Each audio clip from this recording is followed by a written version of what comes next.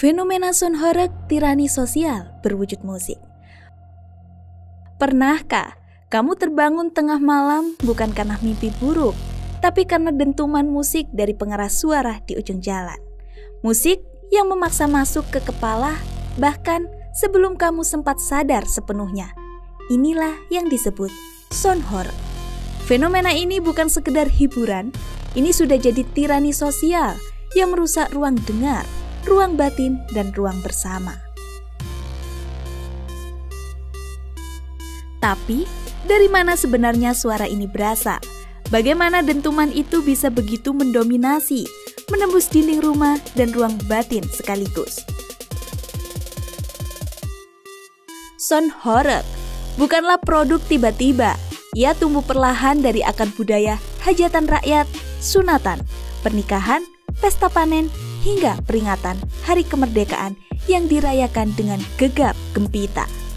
Dahulu, ia hadir sebagai pelengkap sukacita, sebuah simbol gotong royong dan hiburan sederhana bagi warga desa yang haus akan perayaan.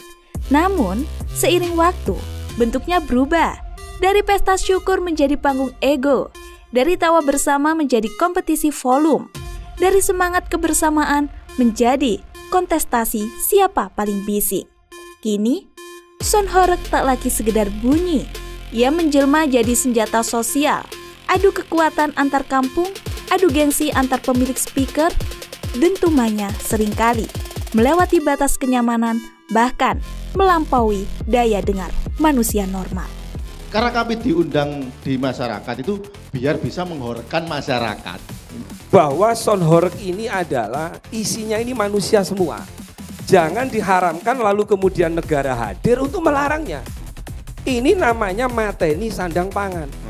Apakah yang mengganggu itu cuma sound horeg? Karena ada beberapa orang yang nggak pengen denger juga. Jadi apa bedanya sama sound horeg? Kalau soal mengganggu loh. Tanggapanku mari kita fair. Bahkan acara sholawatan saja yang bagus, kalau sampai mengganggu soundnya, bisa nggak bagus menurut gitu loh.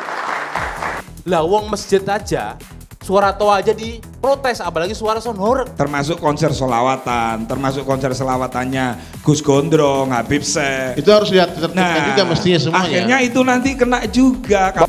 Makanya sekali lagi, ini bukan terkait bagaimana kemudian nanti diarahkan kepada kebisingan-kebisingan yang lain sudah ada aturannya. Soal sound horeg ini memang belum ada. Polisi sampai sekarang belum bertindak karena tidak ada perda. Kalau aku dengar ya, sebetulnya yang harapnya menzalimi orang itu kalau ada yang terganggu. Tapi coba baca betul yang menjadi isi dari fatwa MUI Jawa Timur, bahwa yang diharamkan adalah cara penggunaannya. Kita tidak bisa membuat peraturan yang menyimpang dari peraturan Menteri Lingkungan Hidup. Yang penting telinganya nggak rusak. Genteng aja pecah, kaca aja retak. Kuat mana antara gendang telinga dengan genteng dengan kaca? Berlebihan pasti jelek. Itu pasti. Ya memang kalau kita bicara keamanan, kalau itu dilakukan terus-menerus ya potensi rusak pasti ada. Nah ini berarti kan kita baru bisa menjawab dengan fakta. Kira-kira ya mungkin 10 tahun kemudian. Kayak kohort jadinya. Karena memang getaran tersebut kan sifatnya ritmis ya. Artinya dia itu akan menciptakan peningkatan ritme jantung juga. Peningkatan ritme jantung akan meningkatkan dopamin, akan meningkatkan adrenalin. Yang mana itu ada ada adiksinya. Karena yang dicari bukan hanya suara. Yang dicari adalah sensasi taktilnya, getarannya. Pertanyaannya adalah bagaimana melindungi orang yang tidak berhubungan langsung dengan kesenian tersebut. Tentu harus ada jarak. Yang paling simpel adalah jarak. Jarak aman kalau 130 desibel, dokter? 2 kilo. Ada yang menyebut ini sebagai ekspresi kebebasan. Ada pula yang menyebut ini sebagai bentuk teror audio. Yang pro bilang, namanya juga hiburan rakyat. Yang kontra bilang, kalau hiburanmu menyakiti telinga orang lain, itu bukan hiburan, itu pemaksaan. Lalu, kita mulai bertanya, budaya macam apa yang kita bangun di sini? Budaya yang membanggakan kuantitas speaker, tapi abai pada kualitas hidup tetangga.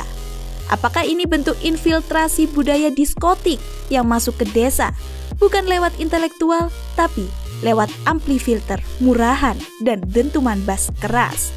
Mungkin Lahirnya Son Horeg ini adalah cerminan bahwa kita sebenarnya hidup dalam tekanan. Tekanan ekonomi, tekanan sosial, tekanan batin, lalu semua itu dilampiaskan lewat suara. Semakin keras suaranya, semakin dalam luka yang sedang coba ditutupi. Kita hidup di antara masyarakat yang sadar atau tidak mendiamkan kekerasan dalam bentuk suara. Karena diam, akhirnya budaya Son Horeg jadi lazim, lalu jadi kebal kritik, lalu jadi simbol kekuasaan lokal. Siapa yang punya son besar, dia yang berkuasa. Tapi, apakah ini akan selamanya? Apakah Son Horeg bisa hilang? Jawabannya, tidak kalau kita terus diam. Tapi bisa kalau kita mulai bicara. Mulai dari membicarakan batas, menghargai ruang dengar bersama, menyadari bahwa hidup bersama itu bukan soal siapa yang paling keras, tapi siapa yang paling sadar. Son Horeg bukan sekedar masalah suara, ini tentang siapa yang punya hak atas ruang. Dan ketika suara hanya jadi milik segelintir orang, maka desa pun kehilangan keheningannya. Sekarang tinggal kamu. Mau tetap ikut joget di tirani ini atau mulai bicara demi perubahan?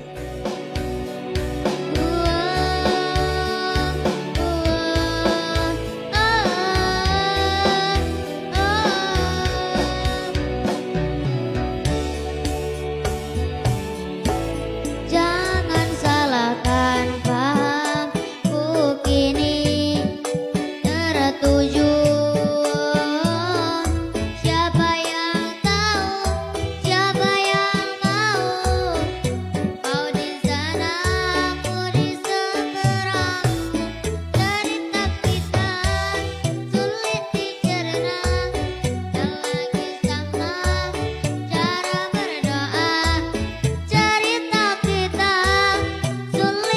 Untuk membaca artikel lebih lanjut, hanya di website getradius.id.